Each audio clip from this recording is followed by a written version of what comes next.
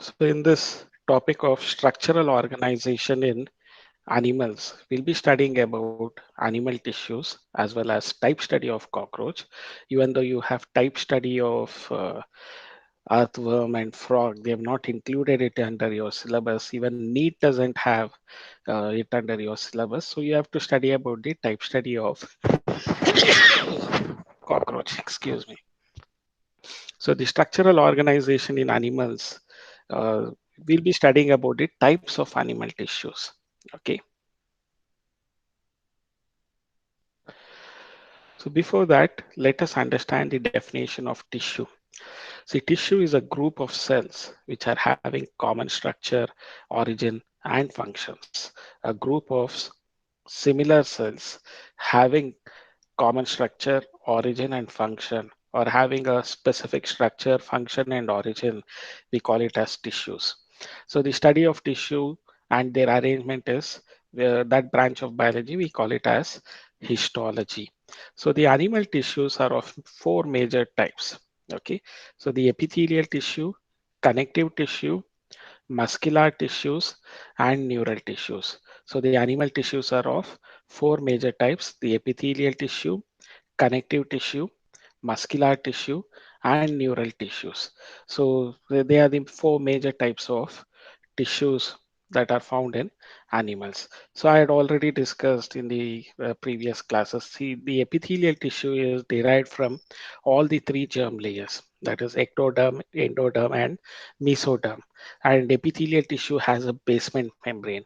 So these are unique to epithelial tissues, not noticed in connective tissue or muscular tissue or neural tissue. So these are not noticed there. So in case of connective tissue and muscular tissue, they are mesodermal in origin. So connective tissue and muscular tissues are mesodermal in origin. So the neural tissues are ectoderm in origin. So the neural tissue, or we also call it as nervous tissue, so they are ectodermal in origin. So the epithelial tissue in the above slide, you can see that all of them are having the basement membrane. Okay, so they all have basement membrane, and most of the epithelial tissues are protective, secretory in function. So the epithelial tissue, it has a free surface that faces the body fluid. So it faces the body fluid or outside environment. So they cover or line. So epithelial tissue, they cover or line the body or body parts. And cells are compactly packed with very little intercellular matrix. So the intercellular matrix is very less in case of epithelial tissue. So cells are all compactly packed with less intercellular matrix. So they cover, so most of the epithelial tissue, they cover the body or body parts, or they line the body or body parts. So the epithelial tissue cover the body or body parts, or they line the uh, body or body parts. So that you have to remember about. So here you find these simple, based on the number of layers, you can have the simple epithelial tissue or compound epithelial tissue. As of now, you just remember epithelial tissue has a free surface that either faces body fluid or the outside environment. They cover or line the body and body parts. Okay, body or body parts they cover, or they might either be lining the body or body parts. So the cells are compactly packed with little intercellular matrix. So the epithelial tissue, based on number of layers, they are divided into two types: the simple epithelial tissue, compound epithelial tissue. Simple epithelial tissue is single layered, and you can notice that they are in contact with the basement membrane. Compound epithelial tissue, they are multi-layered, and you can notice that only the lower layer, the basement layer, they are in contact with this basement membrane. So the lower layer of cells are contact with the basement membrane, whereas the remaining cells are not in contact with the basement membrane. So we call it as compound epithelial tissue. So if they have many layers, we call it as compound epithelial tissue. If they have single layer, we call it as simple epithelial tissue. So based on number of layers, the epithelial tissue is classified into two types: simple epithelial tissue, compound epithelial tissue. Simple epithelial tissue is single layered. Compound epithelial tissue is multi-layered. Then you can also notice that the simple epithelium, as the name indicates, it is composed of a single layer of cells.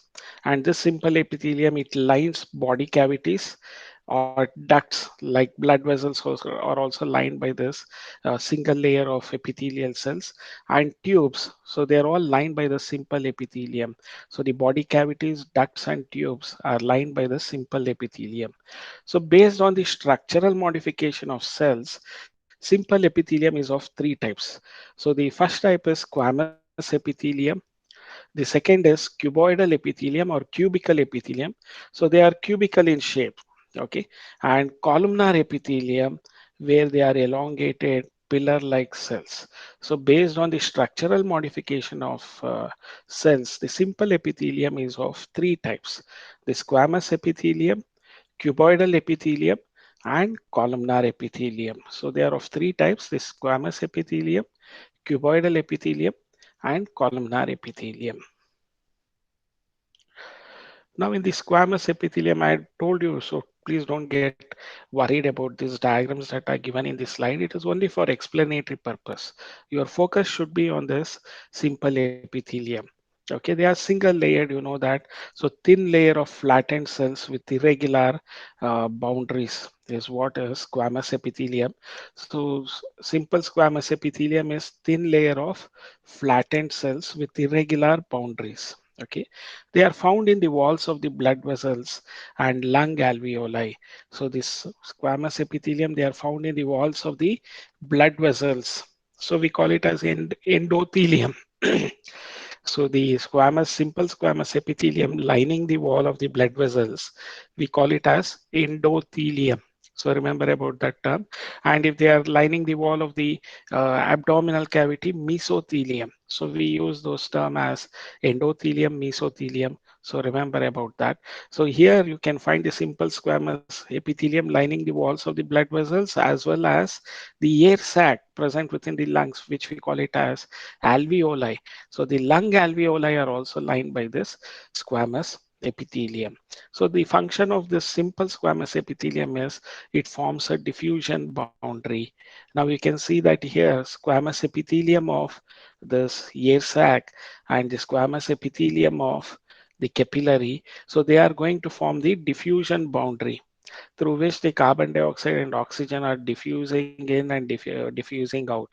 So entry and exit of this respiratory gases takes place through this diffusion boundary, which is formed by the squamous epithelium of alveoli and squamous epithelium of the blood capillaries. So they are going to form the diffusion boundary for exchange of respiratory gases. That is what you have to remember in case of this, uh, the simple squamous epithelium. Then cuboidal or cubical epithelium. So they are composed of cube-like cells. Cube is almost all the six faces are square in shape. So you know about the ice cubes, the sugar cubes. Okay, so they are composed of cube-like cells. They are found in ducts of glands and tubular parts of nephrons. So where are this cuboidal or cubical epithelium found? They are found in the ducts of glands and tubular parts of nephron. So you know the nephron is the structural and functional unit of kidney. Nephron is structural and functional unit of kidney.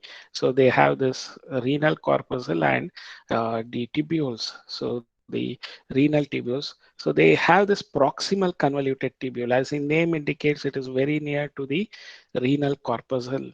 So the proximal convoluted tubule is very much near to this Bowman's capsule. See, renal corpuscle is made up of Bowman's capsule and the glomerulus. Together we call it as renal corpuscle. So here you find that the tubules which are very near to it, we call it as proximal convoluted tubule, and the tubule which is far away from it, we call it as DCT, that is distal convoluted tubule. So the cubical, simple cuboidal epithelium, they are found lining the ducts of glands and tubular parts of nephrons. Okay, so the functions of this cubical epithelium or cuboidal epithelium is they are secretion and absorption. That is the function of cuboidal epithelium. So epithelium of the proximal convoluted tubule of nephron. So they are made up of this cuboidal epithelium and they have microvilli. See, the epithelium of proximal convoluted tubule is made up of the cuboidal epithelium and they are having the microvilli. So why should they have this microvilli? The main function of the microvilli is to uh, increase the surface area of our absorption, increase the surface area available for absorption. I told you in the small intestine and large intestine, they have inner protrusions like. So it is not just a normal diameter that they have finger-like protrusions within the small intestine and large intestine. What is this finger-like protrusions? We call it as villi. See, that is macroscopic, visible villi, and that villi will be having cells which has microvilli. See, the purpose of villi or the microvilli is increase the surface area that is available for absorption. In minimum space, maximum absorption has to take place. So this microvilli architecture, so which is like the finger-like protrusions that they have, which we also call, say, microvilli, they are also called as brush border. You should remember about that. So the increase the surface area that is available for absorption. So remember about that. So the function of secretion and absorption is brought about by this uh, the microvilli present on the cuboidal epithelium. So epithelium of proximal convoluted tubule, it is made up of cuboidal epithelium, simple cuboidal epithelium, which has microvilli. Then the third type of epithelial tissue based on their modification is columnar epithelium. Okay, so columnar epithelium, they are composed of tall and slender cells. Their nuclei are located at the base.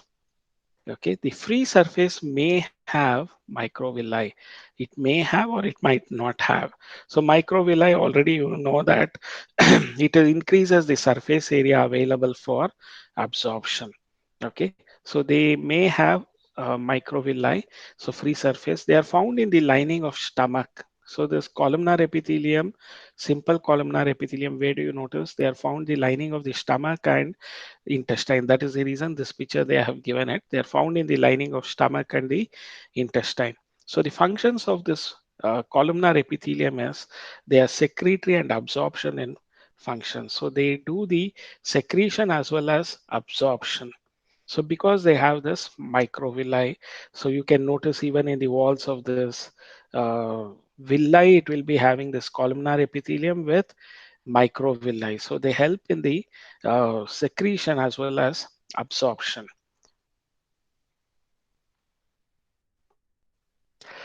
Then certain columnar or cuboidal cells, they are modified to form ciliated epithelium. They have cilia on their free surface. Okay, so the columnar or cuboidal cells, they are modified to have cilia on their free surface. So their free surface has cilia. So they are present in the, where are the ciliated epithelium found? It can be cuboidal ciliated epithelium or columnar ciliated epithelium. They are found in the inner surface of hollow organs like bronchioles. See, where is bronchioles found? The nasal cavity, it leads into the trachea or windpipe. The trachea or windpipe branches to form bronchi, right bronchi and left bronchi, which enters into the lungs. So the bronchi further branches to form bronchioles. Okay, so within the lungs you find this hollow organs like bronchioles and fallopian tubes. In case of the female reproductive system, you can notice that they have this fallopian tube. So fallopian tube receives the mature egg cell or ovum. Okay, so the fertilization takes place in the fallopian tube. The egg cell and the sperm, they fuses within the fallopian tube. Later, this fertilized egg enters and gets implanted into this uterine wall, that is the endometrium of it. So that we will be discussing about in the second year topic, sexual reproduction uh, in man. So in that topic, we'll be discussing about it. So just remember the fallopian tube, they are also hollow. So they will be having this ciliated, either ciliated columnar epithelium or ciliated cuboidal epithelium. Okay, the bronchioles and fallopian tubes, they have this ciliated epithelium. What is the function of ciliated epithelium? So they move particles or mucus in a specific direction over the epithelium. They help in the movement of particles or mucus. See, bronchioles, obviously the mucus would be there in a specific direction over the epithelium. They help in the movement of particles or mucus in a specific direction over the epithelium. So that is what is the function of ciliated epithelium. Okay, so ciliated epithelium, it can be cuboidal or columnar ciliated epithelium. So where are they found? They are found in the hollow organs like bronchioles and fallopian tubes. Their function is to guide the movement of particles or mucus in a specific direction over the epithelium. That is their function.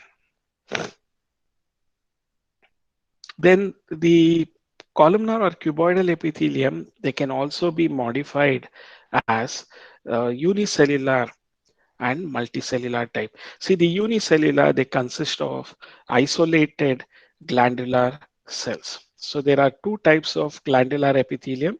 So glandular epithelium is a modification of either columnar or cuboidal cells. So they are of two types. The glandular epithelium is of two types. The unicellular, which consists of isolated glandular cells. Example, goblet cells. I told you that goblet, it looks like a wine glass. So they call it as goblet cells. So the goblet cells of the alimentary canal. Alimentary canal is the digestive tract. Multicellular, it consists of cluster of cells. Example, salivary gland is a multicellular glandular epithelium. Goblet cells are example for unicellular glandular epithelium. So along the alimentary canal, you can notice this goblet cells, which are unicellular in unicellular glandular epithelium. So the multicellular glandular epithelium, you can notice it in the salivary glands. Okay, so remember about this glandular epithelium, which is of two types: the unicellular glandular epithelium, which is found in the goblet cells of the alimentary canal, and multicellular glandular epithelium. Example is the salivary gland, which consists of cluster of cells. Okay, so whereas the goblet cells are scattered here and there on the alimentary canal, and they are unicellular glandular epithelium. So the modifications of columnar or cuboidal cells, they are modified as glandular epithelium. The second type I had already told you. So based on mode of pouring of their secretion, so the glands are of two types. It can be exocrine glands or endocrine glands. So the exocrine glands, they release, exocrine glands are also called as duct glands. They release their secretions through ducts or tubes. So they release their secretions through ducts or tubes. Exocrine gland, they secrete mucus, saliva, earwax, oil, milk, digestive enzymes, etc. So the exocrine glands are called as duct glands. They release their secretions through ducts or tubes. So exocrine glands secrete. What do they secrete? Exocrine glands, they secrete mucus, saliva, earwax, oil, milk. Digestive enzymes are also secreted by the exocrine glands. So these are all the secretions of exocrine glands. Endocrine glands are called as ductless glands. They don't have duct. So they directly secrete their product, that is hormones, into the blood. So no ducts, they secrete their hormones directly into the blood. So the endocrine glands, they are pituitary gland, you have thyroid gland, parathyroid gland, adrenal gland, You have the islets of Langerhans, uh, the alpha cells and beta cells, which secrete the hormones insulin and the glucagon hormone. So remember about this various endocrine glands that we have. So they are ductless glands. They do not have ducts.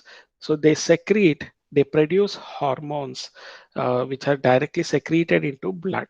So remember about these two types of glands based on their type of secretions. So exocrine glands or duct glands, endocrine glands or ductless glands. The compound epithelium is the second type. Still now we discussed only the simple epithelium. Now we'll be discussing about the compound epithelium. So they are composed of multi-layered cells. Okay, they are composed of multi-layered cells. So limited role in secretion and absorption. You also come across a term called as pseudostratified epithelium. So I would like to show it with an example. Let me see if I can get. Okay. See the compound epithelium, just assume that this is the basement membrane. Compound epithelium is the lower layer will be there and there would be an upper layer. So this is the lower layer and upper layer in compound epithelium, a genuine compound epithelium. So, and they'll be having many other layers. Only the lower layer is in contact with the basement membrane. This is the basement membrane. Now there is examples of pseudostratified epithelium. So where the pseudostratified epithelium, they look like compound epithelium, but they are not compound epithelium. Can you tell me why? Even here it looks like they are having two layers, but both the layers, you can see there is a difference in length of the cells, and both of them are in contact with this basement membrane. Okay, so we call it as pseudo-stratified epithelium. I don't think they have given that term, but you can remember about pseudo-stratified epithelium. Even though they look like multiple layered, they are not multiple layered. So they have difference in the length of the cells. So both of them, the layers, all the layers are in contact with the basement membrane. So this sort of false stratified appearance, what we get, we call it as pseudo-stratified epithelium, because both the layers are in contact with the basement membrane. Okay, so in compound epithelium, only the lower layer is in contact with the basement membrane. The upper layer is not in contact with the basement membrane. This is what you notice in this compound epithelium. Okay.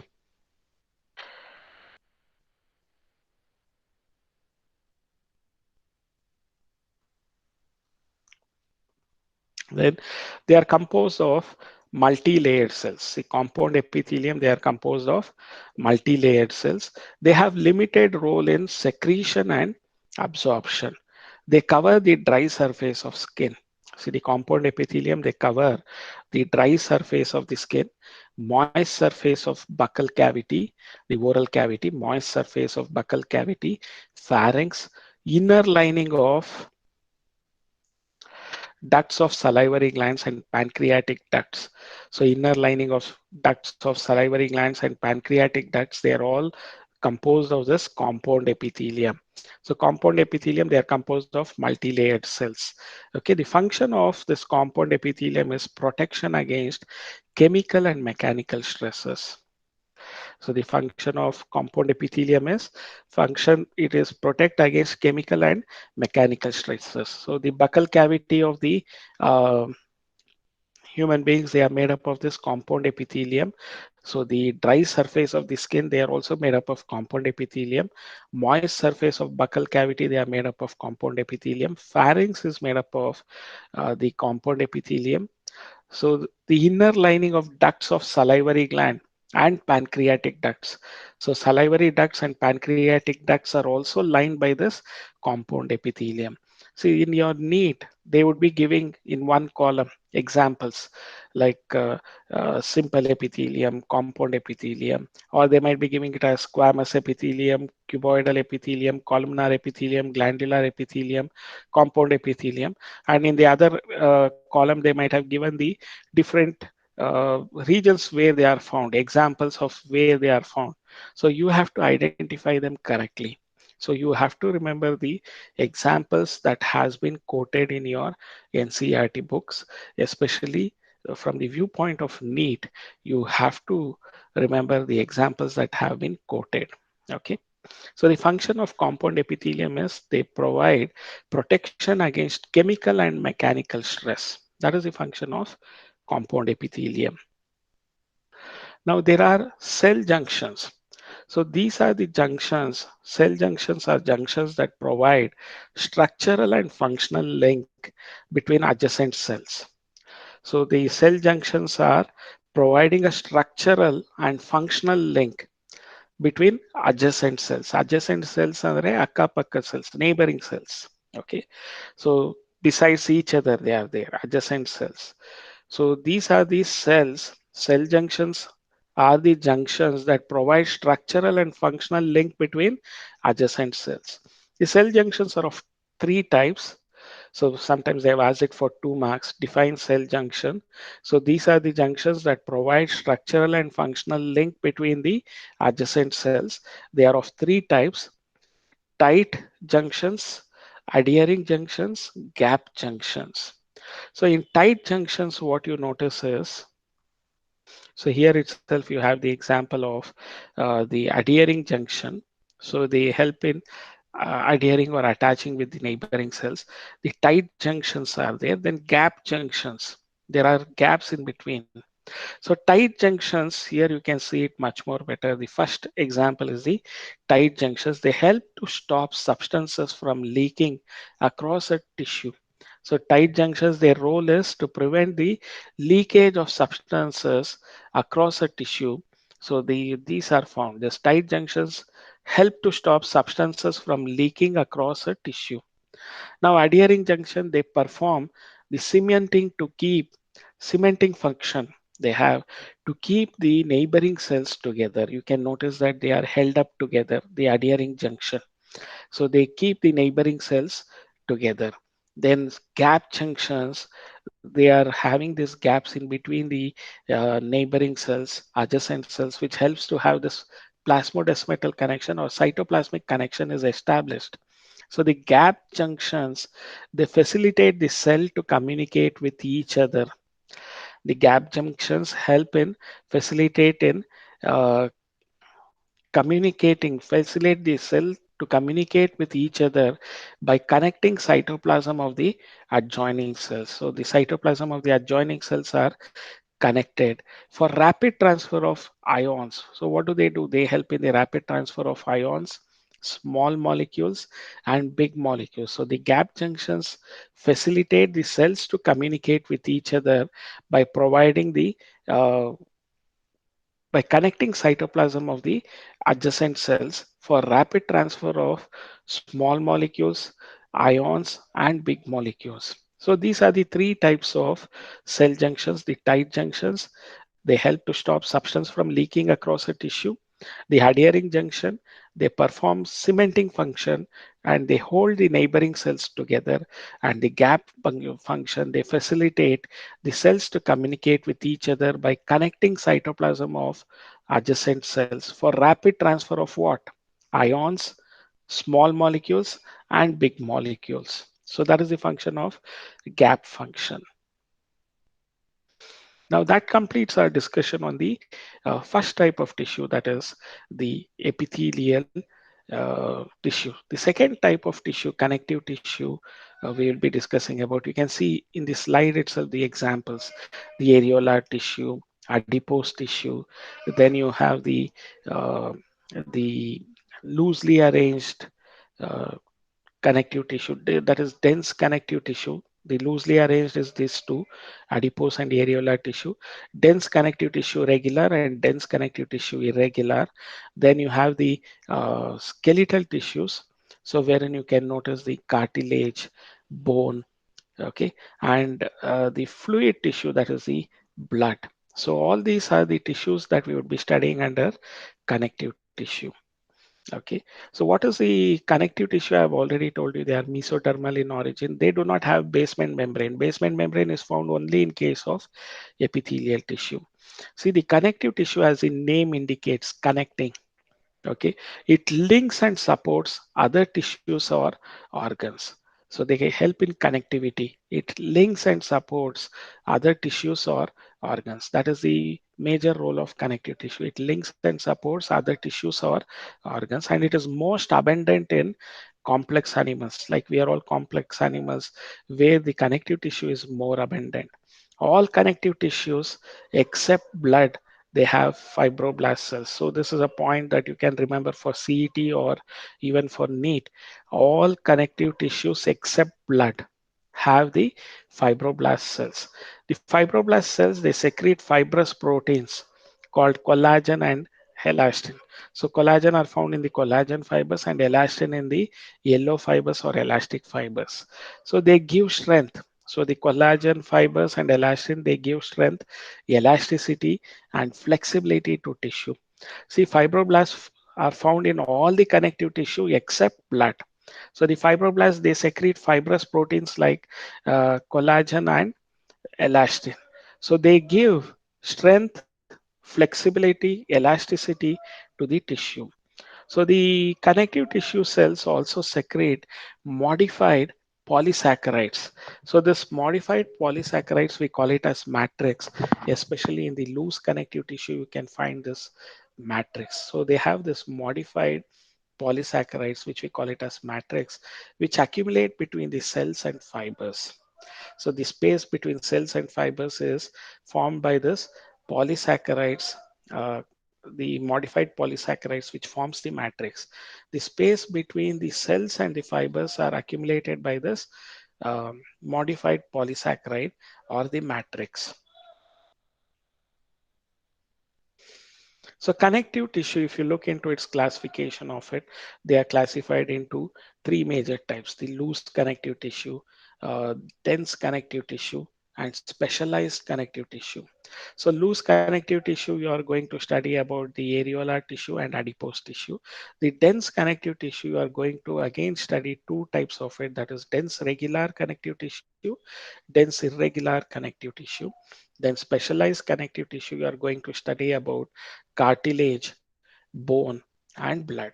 So this entire flow chart for the connective tissue you should understand about. So connective tissue is classified into three major types. That is the loose connective tissue, dense connective tissue, and specialized connective tissue.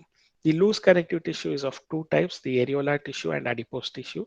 Dense connective tissue is of two types, dense regular connective tissue, dense irregular connective tissue.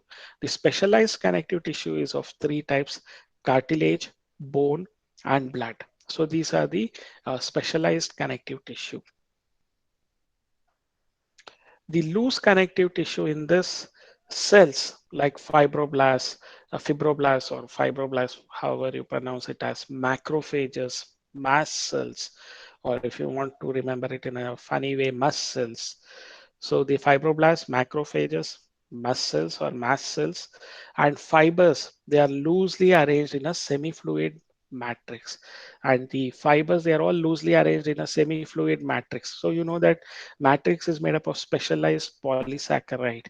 Okay, that itself is matrix. So they are filling up the spaces in between the cells and fibers. They are uh, loosely arranged in the semi-fluid matrix. So the loose connective tissue, so they are of two types, the areolar tissue and adipose tissue. So you have the slides. So the permanent slides also, if you see it, it would be of the same nature, especially areolar. This is a zoomed up part of the adipose tissue where they have this adipocytes filled with fat globules. Okay, and I had even shown that they push the cytoplasm and nucleus to the periphery. See, adipose tissue is a modified areolar tissue with more number of fat cells. So the loose connective tissue is of two types, the areolar and adipose. So let us study about the areolar tissue. So this diagram, they have asked it for 2 marks. So you have to be thorough with this. What I'm showing here if using the cursor key. So the macrophages are there. They are all amoeboidal in shape. Mast cells are there. They are having granules. You can notice that. So the macrophages, mast cells, then fibroblasts, which are secreting fibers. Okay, here and there a few fat cells are there, but these fat cells will be more in adipose tissue. Okay, so these are the components of areolar tissue. Here you also have to, they have labeled this collagen fibers bluish color. So this orangish one is nothing but the yellow fibers. So yellow fibers are the elastic fibers, they are thin branched, whereas this collagen fibers, they are wavy, they are unbranched, wavy, and they are in a bundle. They are not single, they are in a bundle. So a group of collagen fibers which are wavy and in a bundle you can notice, and they are not branched. Whereas the elastic fibers or yellow fibers, they are single and branched. Okay. So where is this areolar tissue located? Present just below the skin. So it is present beneath the skin. So it is almost like packaging tissue. It serves as a supporting framework for epithelium. So the areolar tissue support serves as a supporting tissue for supporting framework for epithelium. Okay, that is the function of it. So areolar tissue is located beneath the skin. The loose connective tissue. So they are having this adipose tissue. The second type is the adipose tissue, seen mainly beneath the skin, and it also contains fat cells, adipocytes, which store fats. So these adipocytes or white adipose cells, they store fat. So when you see the cellular component of it, the fat cells or adipocytes, they have a huge fat storage area. So the yellow colored one is the fat.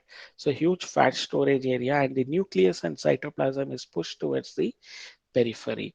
So this is the plasma membrane of the fat cells. So seen mainly beneath the skin, the adipose tissue, it has adipocytes. So adipocytes store fats. The excess nutrients in our body are converted into fats and stored in this tissue. The excess nutrients are converted into fats and stored in this tissues, that is the adipocyte tissue. The dense connective tissue fibers and fibroblasts are compactly packed. You should remember they are not loosely scattered in the semi-fluid matrix, rather they are compactly packed. So two types of dense connective tissue are there, the dense regular connective tissue and dense irregular connective tissue. So there are two types of dense connective tissue, that is the dense regular connective tissue, and this is the dense irregular connective tissue. Okay. The dense connective tissues, they show a regular pattern of arrangement of fibers which are parallel to each other. So they show regular pattern of fibers. Collagen fibers are present in rows between many parallel bundles of fibers. So the collagen fibers are present in rows in between many parallel bundle of fibers. Example for this dense regular is tendon and ligaments. Okay, the example for the dense regular connective tissue is tendon and ligament. So what you notice is they are all arranged in a regular pattern of fiber arrangement, you notice, and they are dense. So you cannot notice even the matrix, so much dense they are, these fibers. So the collagen fibers are present in rows in between many parallel bundle of fibers. So you notice fibers and fibroblasts in this collagen fibers.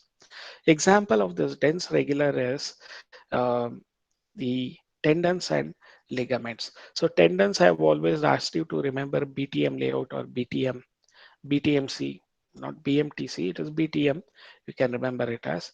Or then ligaments, you remember it as LB square. So that is the way that you don't get confused between the definitions. So BTM, bone and muscle, they are connected by the tendons, and tendons are made up of collagen fibers. Okay, the bone and the muscles, they are held together by the tendons, and tendons are made up of collagen fibers. Okay, the bone to bone, LB square is, L is ligament, B square is bone to bone. So bone and bone, they are held together by this ligaments, and ligaments are made up of yellow fibers or elastic fibers. Another name for yellow fibers is elastic fibers. So I had already told you, if the bones are not held together by elastic fibers, there is no flexibility in the movement. Okay, it would be very rigid and we would be walking like robots. So the bone to bone, they are held together by ligaments, and ligaments are made up of the yellow fibers or elastic fibers. So dense connective tissue, regular tendons, they attach skeletal muscles to bone. So they attach the skeletal muscles to the bone. Examples, biceps attached to the bone. Okay, or triceps, the backside of it, we call it as triceps attached to the bones. So tendons attach skeletal muscles to bones. Ligaments attach one bone to another. Bone to bone attachment, we call it as ligament. So you might have heard many times the sportsmen suffering from uh, tendon, tennis elbow that Sachin Tendulkar had, okay, where the tendons were affected. Ligament tear, you might hear. So the sportsmen usually they have these sort of injuries. So ligament is bone to bone at are held together by this uh, yellow fibers or elastic fibers. So we call it as ligament, and the muscles are attached to the bone by the uh, the tendons. So BTM, you can remember about. So, and they are made up of collagen fibers or white fibers. So remember about this tendon and ligaments. Then we had also discussed about the dense irregular. As the name indicates, they have irregular pattern of arrangement of fibroblasts and fibers. So they are not regular. They are having an irregular pattern of fibroblasts and fibers, and mostly the fibers are collagen. Okay, you can find them in bundles, these collagen fibers. So they are present in the skin. See, the dense irregular tissue is present in the skin. I'm not talking as beneath the skin, in the skin. So irregular pattern of fibroblasts and fibers, so mostly collagen. And this dense irregular connective tissue is present in the skin. The next that we have is the third type is specialized connective tissue, under which we are going to study about cartilage, bone, and blood. We are going to study all these three types under this uh, dense specialized connective tissue. The first type of specialized connective tissue that we study is cartilage. See, the cartilage, it is in this intercellular matrix. So matrix is a specialized polysaccharide. You know about this. In this, the intercellular matrix is solid and pliable. Pliable in the sense they are flexible. So they are solid and pliable. They are not semi-fluid like as in case of areolar tissue and the other tissues. So they are solid and pliable. Pliable means flexible due to the presence of, why is it pliable? Due to the presence of the salts, chondroitin salts. So chondriichthys, you might have remember about that. The cartilaginous fishes, chondroitin salts are present, which makes it pliable or flexible, and they resist compression. If you compress them, they don't remain compressed. They bounce back to their original shape. So you just press your pinna, don't they bounce back to their original shape? It doesn't get compressed, and they resist compression. So you have to remember that. So majorly they are flexible or pliable due to the presence of chondroitin salts, and they resist compression. Okay, so the cartilage cells, they are found in small cavities. So this cartilage cells, we call it as chondrocytes. They are enclosed in small cavities. Their number can be from 1 to 4. Their numbers are within the matrix, they are found. So this cartilage cells or chondrocytes are found in cavities which ranges from 1 to 4 in number, and they are found within the matrix secreted by them. So most of the cartilages in vertebrate embryos, when they are in embryo condition, the skeletal system is made up of cartilage, so are replaced by bones in the adults. Even the human fetus, so they'll be made up of this cartilage. So the skeletal system is made up of cartilage in human fetus, so the hyaline cartilage. So later they are replaced by the bones. So most of the cartilage in vertebrate embryos, they are made up of, they are replaced by most of the cartilages in vertebrate embryo, they are replaced by bones in adults. So where are the cartilage present in a grown up adult? So the tip of the nose, the pinna of the ear, lobes of the ear, joints in the vertebral column. So they are having this cartilages, and even the bones, limbs of the bones, you can notice that they have a cap like structure, which is nothing but the cartilage. In the vertebral column, limbs and hands in adults, limbs and hands in adults, they have this cartilage. Okay, so remember, these are all the uh, areas where the cartilage are found. Even the tracheal tube, I said that they have C-shaped cartilaginous structure, which prevents the collapse of this tracheal tube or windpipe. Okay. Bone will be studying about. The next part is the bone.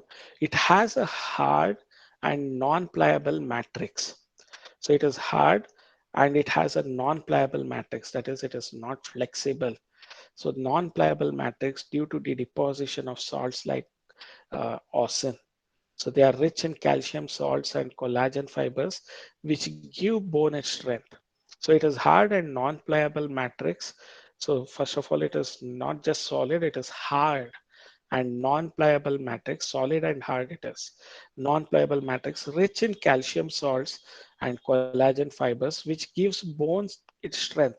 The strength of the bone is because of the calcium salts and the collagen fibers.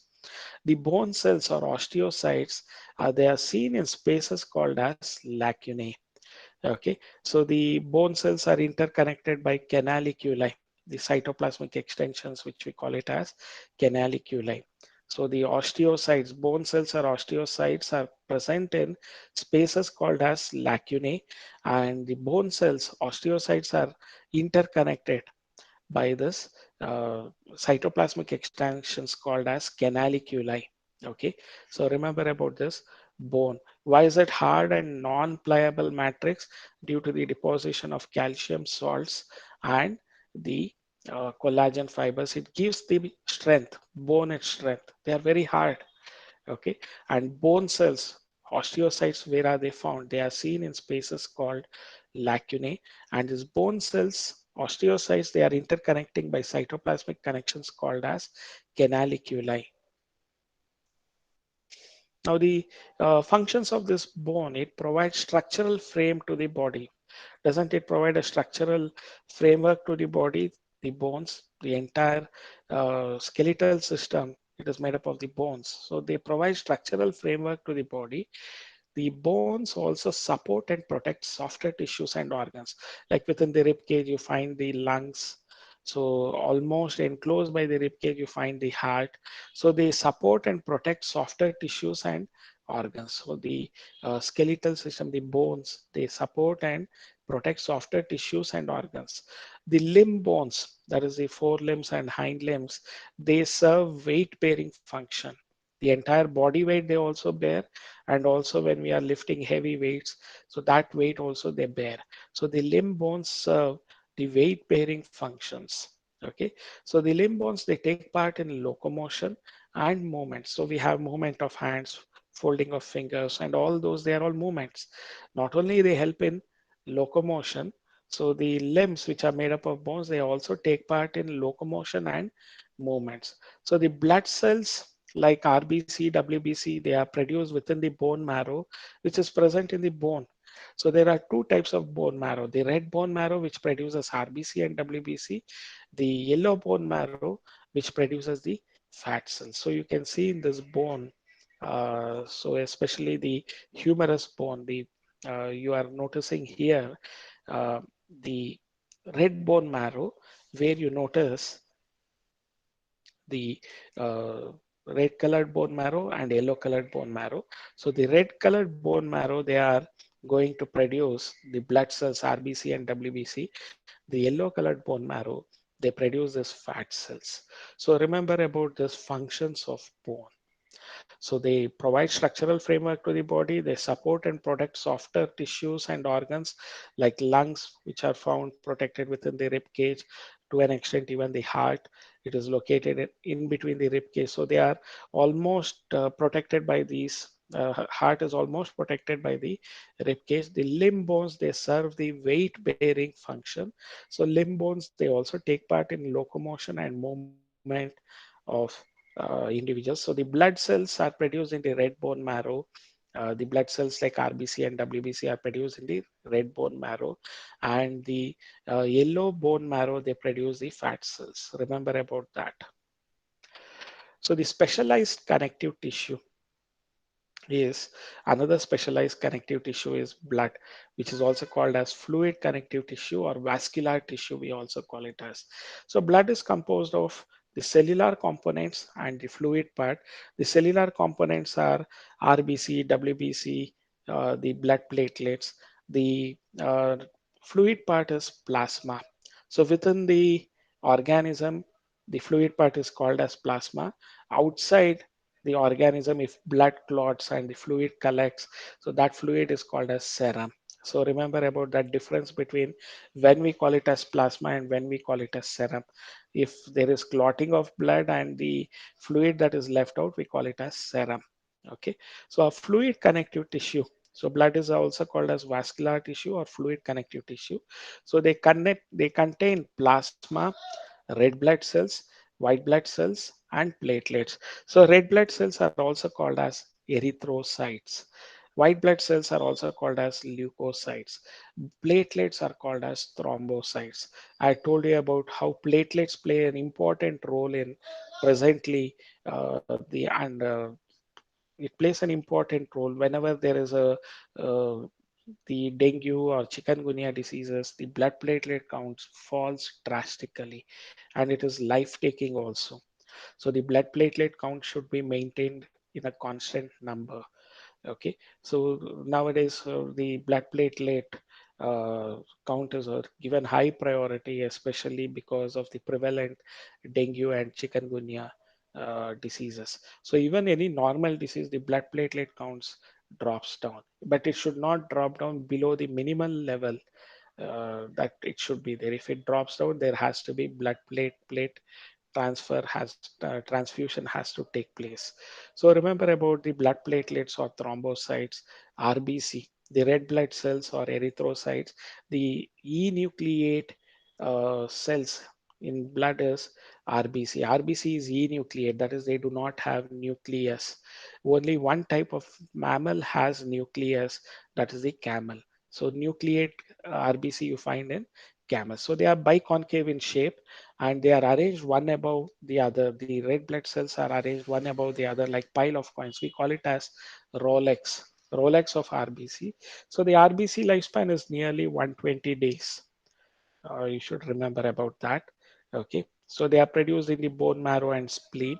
So RBC, that is a major role of the RBC. They help in the transfer of respiratory gases.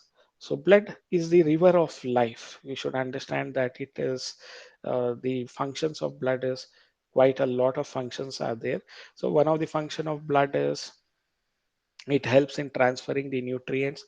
It helps in removal of nitrogenous waste. Like from the liver, they carry the urea and get it filtered in the kidney. Okay, so they are also going to blood also carries the hormones in them. So the hormones are released in blood. So the transfer of nutrients, removal of excretory waste, transport of respiratory gases like oxygen and carbon dioxide. Then bloodstream also has hormones. All these roles are the functions of blood. So blood is considered to be the river of life. It is very important. A healthy individual has nearly 5 to 5.5 liter of blood in his body. Okay, so the blood helps in circulation of various substances. So you should be aware about that. So the white blood cells are of two types: the granulocytes and agranulocytes. So they have not given much details, but anyway, remember about that. A granulocytes, they are of two types, the monocytes and lymphocytes. Monocytes are the largest cell in WBC. Based on distribution, the first largest distribution is neutrophils. Nearly 60 to 65% of the total WBC is composed of neutrophils. See, the granulocytes I was talking about, based on their staining ability, the granulocytes of WBC, they are of three types: eosinophils, basophils, and neutrophils. Eosinophils, they show response to acidic staining. So basophils, they respond to alkaline staining. Neutrophils, they are neither stained by acidic or alkaline stain. So we call them as neutrophils. So the total WBC, of the total WBC, neutrophil is largest in distribution. Nearly 60 to 65% of the blood is having this neutrophils. Okay. The second largest distribution is the monocytes. So you should also know their distribution level, because in, I think, this CET 2020 they have asked to match the following with their distribution percentage of total WBC in column 2. They have asked us to match them. Okay, so keep that in mind. So they help in the blood, helps in circulation of various substances. Then we had discussed about muscular tissue. See, muscular tissue, they are of three types. Here itself, you can know the skeletal muscles, which are voluntary in function and they are striated. You can notice this striations, light and dark bands, you can notice. So the smooth muscles or non-striated muscles or visceral muscle, we also call it as, and they are involuntary in function. Okay, just the organs, the example here itself, you can know. So the striated muscles or skeletal muscles, here you have this, the visceral organs, they are all composed of this, uh, the alimentary tract, they're all having this smooth muscles or non-striated muscles or involuntary muscles, or you can also call it as visceral muscles. Then cardiac muscles, they are found in the heart. Okay, so the striations are not there in smooth muscle. In cardiac muscles, they have both the function of non-striated and smooth muscles. So they are involuntary in function and they also have striations. Okay, they have both of it. And here in heart muscles, they are branched and they have intercalated discs. Okay, the intercalated disc or connective disc, they also call it as. So they are found in case of this cardiac muscles. See, the skeletal muscles, they undergo fatigue, sustagate. They become tired. That is what we call it as fatigue. So whereas the visceral muscles, they do not undergo fatigue, and even cardiac muscles, they do not undergo fatigue. Just imagine if they had undergone fatigue and they just rest for 2 or 3 minutes. So we would have a permanent rest, isn't it? So they do not undergo fatigue. So the cardiac muscles do not undergo fatigue. So these are things that you should remember. So let us understand here the muscle tissues. So they are made up of the tissues. They are made up of many muscle fibers. Muscular tissue, they are made up of many muscle fibers, or we also call it as muscle cells or sarcomeres, you can also call it as. So these muscle fibers are composed of numerous myofibrils. See, they are composed of numerous myofibrils. Each myofibril, if you take, so the muscle fibers, each myofibril, they have this actin and myosin. So the filaments contains the actin and myosin within the myofibrils. So the muscle fibers are composed of numerous myofibrils. Muscle fibers are composed of numerous fine myofibrils. The muscle fibers can contract, that is shorten, and relax when they can lengthen. So the muscles take part in locomotion and movement. So you have to remember about it, especially in locomotion. We'll be studying about the changes in the muscles that takes place. So muscles take part in locomotion and movement. Then types of muscles are, so muscles are also mesodermal in origin, just like connective tissue. So types of muscles are skeletal muscles, which we also call it as striated or voluntary muscle. So the smooth or non-striated or visceral, or you can also call it as involuntary muscles. Okay, skeletal or striated or voluntary or um, muscular. So the voluntary muscles, smooth or non-striated or visceral muscles. Okay. Then the third type is the cardiac muscles. So let us understand each and every muscles properly. So the skeletal or the striated or voluntary muscles, they are attached to the bones. Okay, how are they attached to the bones? Already know about tendon, BTM. So they are attached to the bone by the tendon, which is made up of collagen fibers. See here, you can see this beautiful depiction of this tendon, which is attaching the muscle fiber to the bone. Okay, so tendons or white fibers or collagen fibers, they attach the muscles to the bone. So they are attached to bone. Example, bicep muscles you have, they are attached to the bones. So striations are present in muscle fibers. So you can see light and dark bands here. So the muscle fibers are bundled together in a parallel fashion and they are not branched. Okay, so they undergo fatigue. So the skeletal muscles, they undergo fatigue. These are points that they have not given, but I'm just letting you know. A sheet of tough connective tissue, they enclose several bundles of muscle fibers. So a sheet of tough connective tissue encloses several bundles of muscle fibers. Then the second variety is the smooth or non-striated or visceral muscles. So you can see that they are lining the small intestine, the cross-section mucosa, the lining of the intestine with the circular longitudinal muscles. They are all made up of smooth muscles. Smooth or non-striated or visceral or involuntary muscles. They are not under our control and they do not undergo fatigue. Okay, so where are they found? So they are involuntary and fusiform. So no striations are there. They are found in the walls of internal organs, such as the blood vessels, walls of the internal organs, such as blood vessels, stomach, and intestine. So the longitudinal and circular layer, they are made up of smooth muscles, stomach and intestine, the walls of it. So they are seen in the walls of internal organs, such as the blood vessels, internally they have this muscles, the smooth muscles.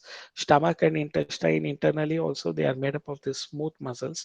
So they are the longitudinal and circular muscles are made up of smooth muscles.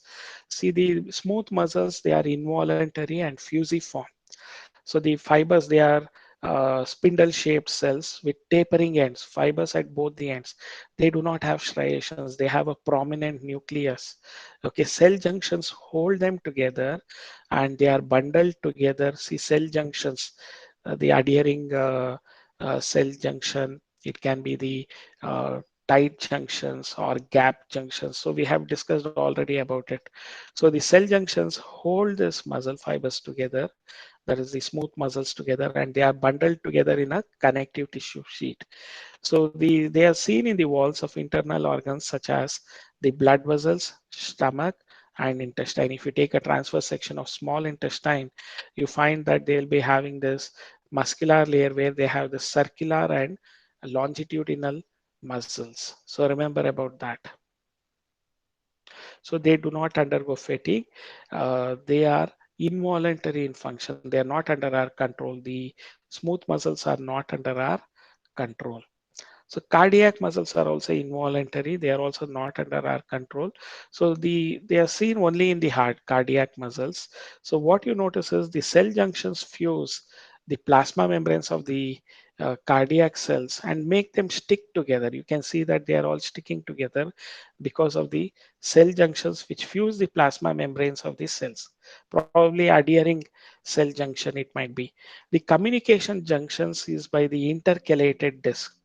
So the intercalated disc or communication junction, we also call it as, they allow the cell to contract as a unit. So whenever there is impulses, they allow the cardiac cells to contract as a unit. When one cell receives a signal to contract, its neighboring cells are also contracted by this communication junctions or this intercalated disc. They bring about the contract of the neighboring cells. Okay, so that is why we also call this intercalated disc as communication junctions. You can notice that they are also branched, they also have striations. Okay, they are unicellular and they have this intercalated disc. So intercalated discs are also called as communication junctions. They allow the cells to contract as a unit. Whenever one cell receives a signal to contract, its neighboring cell are also contracted by sending the message through this communication junction. So the myogenic heart, I told you human beings have a myogenic heart. So that is the heartbeat is initiated by muscles, whereas in case of king crab or limulus, the heartbeat is by initiated by nervous system. So they are neurogenic in origin. Okay, so the cardiac muscles also they are involuntary in function and they do not undergo fatigue. Then the neural tissue is the last type of animal tissues that we had studied. So they are made up of neurons. Neurons are the structural and functional unit of the nervous system. So neural tissue. So they are made up of neurons. Neurons, I told you that they can never undergo cell division. If a neuron is damaged, it is permanently damaged. So neurons, they remain constant and they just increase in length as we grow. Okay, so the neurons numbers are constant. Neurons cannot be replaced because they do not undergo cell division. So the neurons, they are unit of neural system. So our neural tissue is made up of neurons. So the neurons are responsible for control and coordination of our body. So controlling what has to be done, coordinating. So that teamwork of the body is done by this master tissue, that is the neurons. They are responsible for control and coordination of body. So neurons are excitable cells. They carry impulses, that is messages from sensory organs to the central nervous system, from central nervous system to the effector. So that is how whenever there is a stimulus, we respond because of this neural tissues that we have. So neurons are excitable cells. They carry the impulses. Neurons are protected and surrounded by neuroglial cells. More than 50% of the neural tissue is made up of this neuroglial cells. So the neuroglial cells, they protect and support the neurons. So neuroglia, they make up more than half the volume of neural tissue. So you can even see the multipolar neuron, which you'll be drawing a diagram in your records. So the multipolar neuron, why they are called as multipolar is they get impulses from large number of dendrites towards this say, the cytoplasmic part or the cellular part of neuron, which we call it as the cyton. Okay, large number of dendrite carries the impulses towards the cyton, and from the cyton the impulses is carried away by a single axon. So they have many dendrites and a single axon. Multipolar neuron has many dendrites and a single axon. So dendrites carry messages towards the cyton, whereas axon carries messages away from the cyton.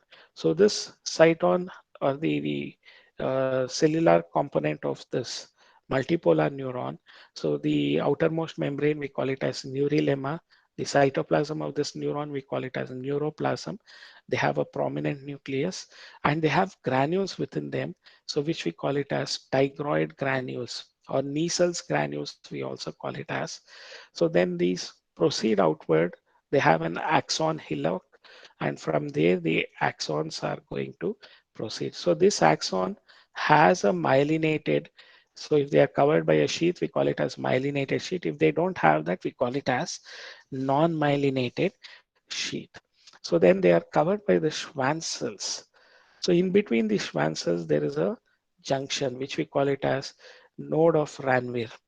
So node of Ranvier is found in between the Schwann cells. So the axon branches to form the telodendria, and this telodendria ends up with button-like structures, which we call it as synaptic knobs, and they help in synapses between the adjacent neurons. Okay, so this is the structure of multipolar neuron that you should also remember about. So they have also given for diagram oriented questions of multipolar neuron. There are different types of neuron: unipolar neuron, bipolar neuron, pseudo unipolar neuron, multipolar neurons. So this is the diagram of a multipolar neuron. And the last part of this animal tissue is the organ and organ system. So you should understand in animals also we have these cells. So many cells together they are going to form tissues.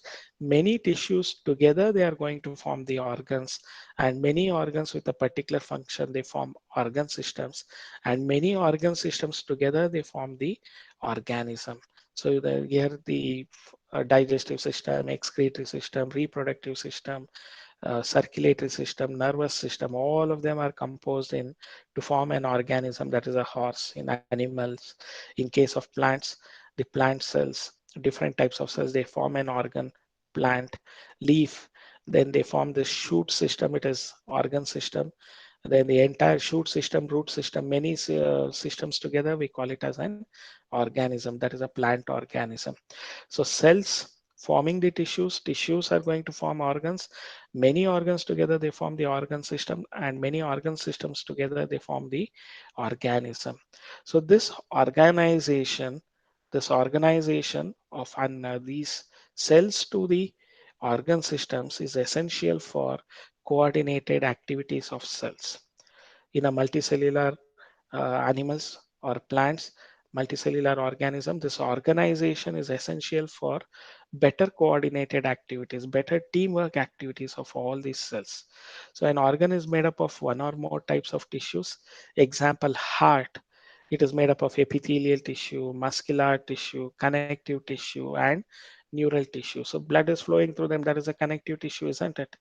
So epithelial, connective, muscular, and neural tissues it is made up of. An organ itself is made up of one or more type of tissues, especially heart is made up of more type of tissue where it has epithelial, muscular, and neural, and the connective tissue it is composed of. So that would be sufficient for our discussion of it. So for today's class, hope you have understood about it. You have any doubts or clarification, please get it cleared now.